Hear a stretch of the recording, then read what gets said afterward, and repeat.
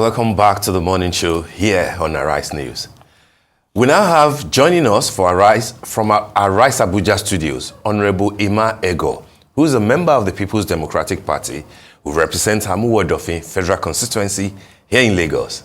In the course of the passing week, members of the nation's lower chamber of the National Assembly took a critical position on President Tinubu's directive for the implementation of the much-talked Oronsaye report on the mergers and subsumption of ministries, departments, and agencies. Our August guest is here to share his thoughts on that. Good morning, Honorable Egor. Good to have you on the morning show. Thank you. I'm honored to be around. Thank you so very much. Yes. All right, let's talk Oronsaye report and the position of the House of Representatives, where you are an honorable member. You know what the president has said.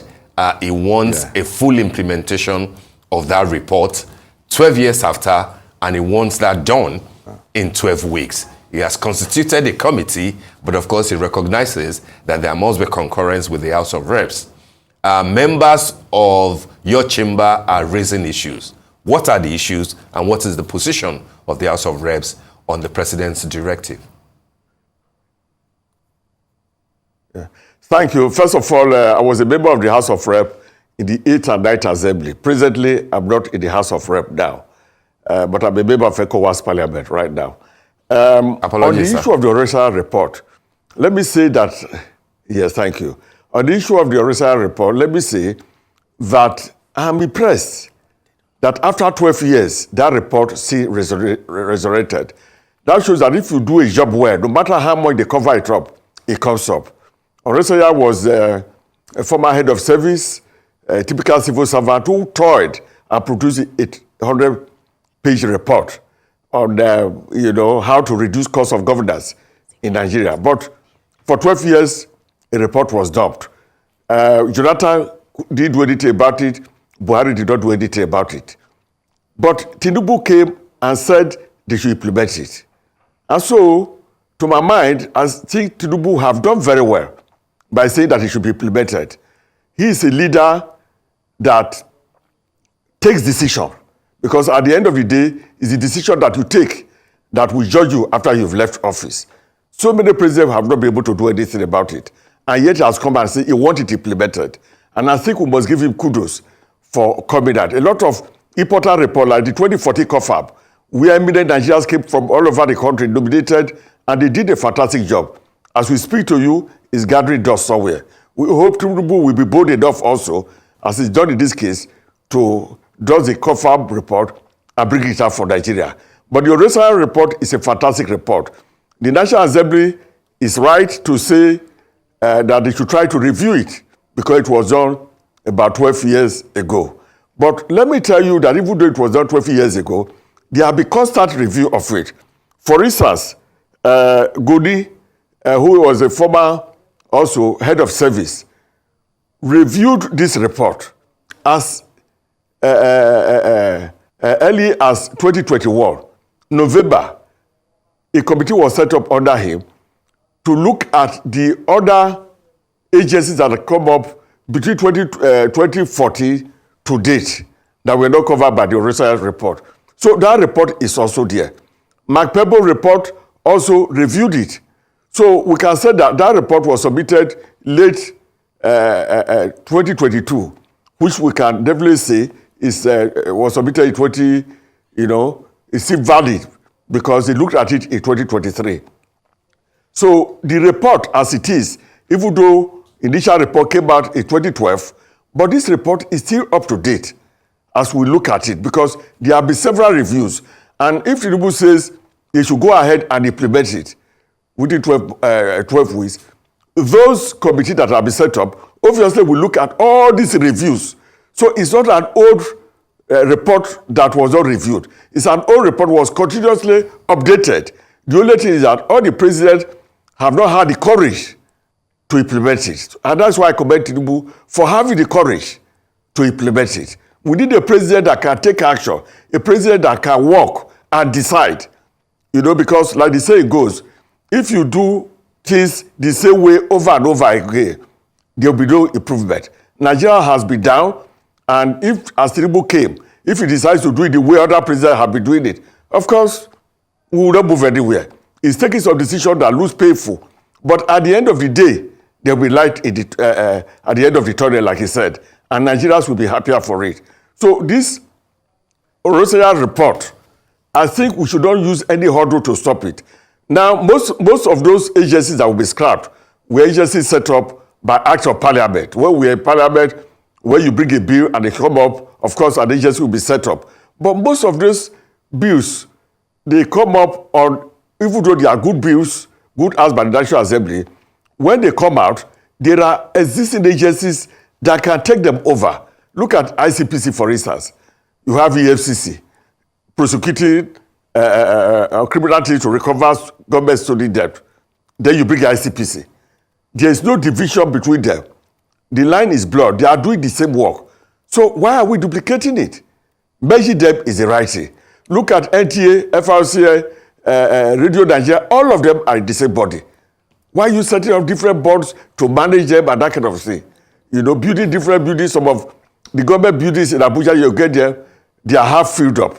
Because these agencies don't have the capacity to occupy everything. So maybe they will save Nigeria money. But the urgency of this report, as Oronsaye said, is that 880 billion would have been saved in 2012. At that time, dollar was just about $100 to a dollar. If you extrapolate it to the day, we'll probably be saving over 4 trillion. Over 4 trillion naira if this report is implemented. You can imagine what that will do in universities, making universities better so that our children are well educated, so that our professors don't run away from the country, so that the country can develop. You can see what that can do for railways. We need railways to move around. Look at bad roads. We need to keep the security to fight Boko Haram and these bandits who are everywhere disturbing everybody. So Tinubu is right to have said, let's implement it immediately. If I were in his shoes, I would do the same thing. If you are going to save me current money of about 4 trillion naira, how much is the budget? That's over a quarter of the budget. And I'm going to be saved that kind of money. Why would I not jump at such a decision? So I think we need to encourage the president to go ahead with the implementation of the Oronsaye report. You know, it's a report that has survived long because Oronsaye took time. Yeah. So wherever Oronsaye is now, he will be shaking his head to say, we told you, this is a good report. Okay. However long you delay it, it will come up. Okay. And Tinubu is done the right thing. Yes, definitely. You know, just to further the conversation, as you've already started, we're looking at this, order from the president for the full implementation of the Oronsaye report, citing the need for administrative restructuring. Now, considering that this proposes merging, subsuming, and relocating various government agencies, which is supposed to be done under the supervision of this 8-member committee within a 12-week time frame. How feasible is this? Because there are certain agencies that have come about as a result of appropriation of the law. So is 12 weeks enough to be able to fully implement the Oronsaye report? Let me tell you, when the president gives order, it's not cast in gold. The president is a human being. When the 8 men look into it, they will come back with him for a report. And if there's need for adjustment of date, it will be adjusted. Tinubu have not said you can never shift the time. No. For instance, the National Assembly have done very well too. National Assembly have swung into action. They set up a committee because they know that to scrap some of the agencies, National Assembly will need to pass laws, which both houses will have to work on and approve to be done. The thing is that let us not be afraid of ensuring decision to be taken. This decision that will be taken, of course, when Tinubu look at it, we take it to FEC. If Tinubu FEC sees that these things are too much in a hurry, we need to amend time to do it, will be done. It will not be done. I'm not sure that his decision is say, 8 weeks. You must do it. If you don't do it, that is it. No. You know, it's an administrative thing. But the important thing is that a good report that has been kept, that will save Nigeria trillions, that was just thrown into the dustbin over 12 years ago. A president have come up. It was not he that authored the bill or directed that it should be done. During Jonathan's period, Tinubu and Jonathan were like cat and mouse. Tinubu did not quite support that government. He was always criticizing them. But yet, a report that the Jonathan administration set up is Tinubu that is saying, I want to implement it. So that is statesmanship. And I can tell you that rather than fight over whether the time is to do it, let us allow it to be done. As time goes on, if the time is not enough, I'm sure Mr. President will shift it. And the National Assembly is doing very well because they have gone ahead of the committee to set up a body so that they can quickly also work on the report. Because the National Assembly knows that we need to save the country billions of naira to be able to move the country forward. We know what the economy is. The poor man is suffering. So if we can save trillions of naira from this exercise, of course the price of dollar will come down further, and then the common man will be able to clap and say, oh, this is a good government. Once more, we are enjoying the country. So National Assembly, we need to applaud them for setting up a committee well in advance before even the report will come. So the issue is, can we do it within this short time? We may not be able to achieve it, but the important thing is to give them a time limit so that they will work hard. And then they will submit a report. The president will look at it, and if he sees that the time is not enough, of course, he will call FEC, and then they will definitely adjust the time to make sure that the thing is done. Thank you, sir. Nobody is pushing that if he doesn't finish it, we so day. Yes. There will be a problem. Thank you very much. Yes. Thank you. So, sir, you've spoken earlier about courage, and I want to ask you about courage of two groups of people. One, the president. Do you believe President Tinubu will have the courage to cut down his own team to show with his body language that he cares about smaller and more effective government because he is running the largest cabinet in our history? And secondly, do you think House of Reps members would have the courage to put the country before their own constituents? We have already had the Governor Zulum of Borno speak out against the merger of the NDA, I believe, with the Army University, one of the recommendations of the Oronsaye report, because it would affect his constituents in Borno State. Do you believe your colleagues, or former colleagues rather, in the House of Representatives will have the courage to actually apply the Oronsaye report even if their own constituents are going to lose out? Yes, I can tell you the National Assembly are people who are very patriotic. They represent their constituency, they want to bring projects here. But if they see that it's for the overall interest of the country, they will keep by it. A situation where a bill is moved, the next thing is to create an agency. And especially this state assembly, under the current speaker, who is a very hardworking man, a man who created a record while he was in the House. He had over 100 bills signed. No other person has been able to do that. So, with what he has done, he knows that whatever thing that will come out, even though it will affect him or affect other constituents, of course, we have to do it.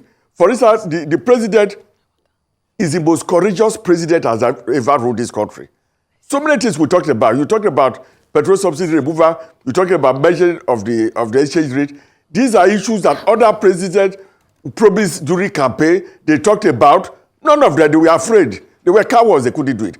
But Tinubu came, even though they are popular decision, but he believes that at the end of the day, Nigeria will benefit from it. And since he's the one driving it, he has a good relationship with the Senate President and the Speaker of the House of Rep. It's a matter of calling them and letting them know what Nigeria stands to gain by this action. I'm sure that they are patriotic enough. They will be able to take decision that will pinch them, a decision that will be painful to them, provided it is good for the country. My view is that the president should be given the chance to do what he's doing, and the National Assembly should also be encouraged to collaborate with the president to make this country a much better place for all of us. All right, Honorable Egor, thanks for the interaction so far. But two questions from me now.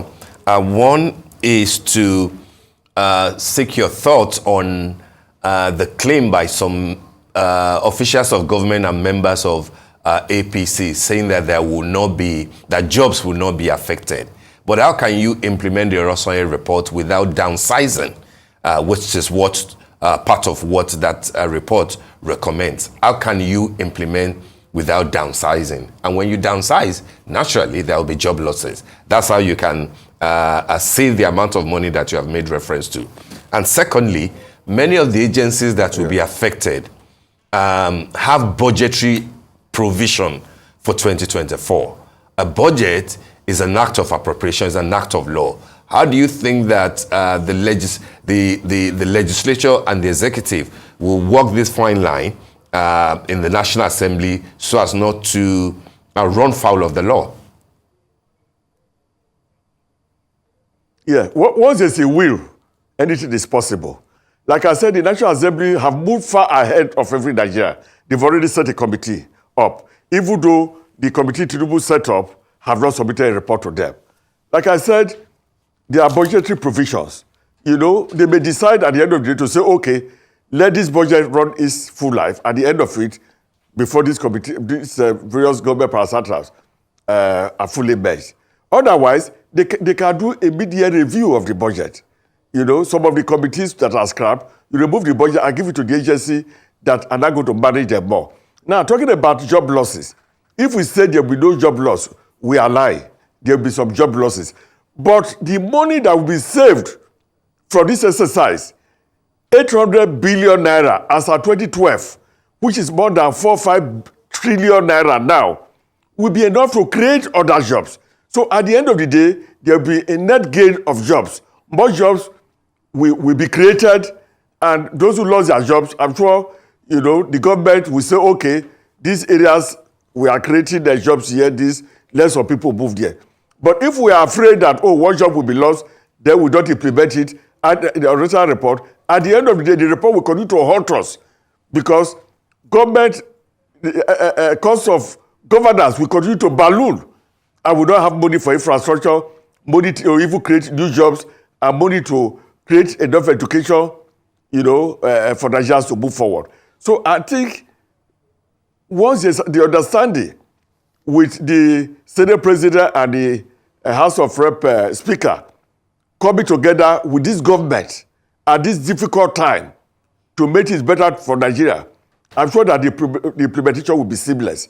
They'll be able to handle it. Because the National Assembly is not at war with the presidency. National Assembly also appreciates the need for the racial report. Of course, there will be some disagreement, but all gray areas can be ironed out. And we must, you know, I must speak to Nigeria to say, look, if in the course of the implementation, it affects your constituency, it affects an institution in your area, what is wrong? For instance, if the university, the military university in Borno State is merged with the AD or Nigeria Army, what is wrong about it? The university is an army university.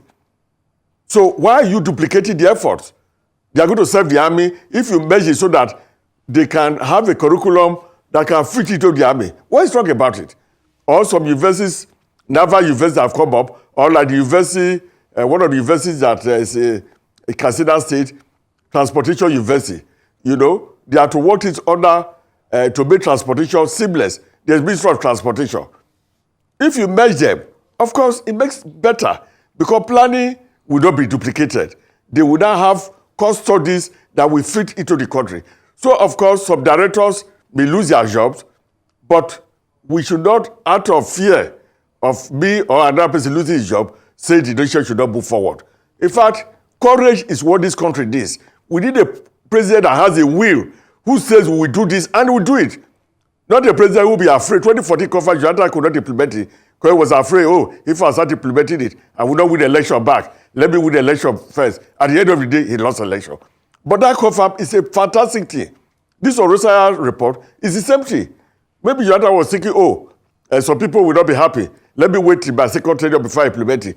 It did come back a second tenure. Yes. So the way I'm looking at Tinubu is a statesman. It's a man who feels that, you know, we cannot, because of fear of electionality, not do the right thing. Yeah. I think we need to encourage him and encourage the National Assembly, what they are doing. Well, we thank you so much for your time this morning, Honorable Egor, and we look forward to the next phase of implementation of the Oronsaye report.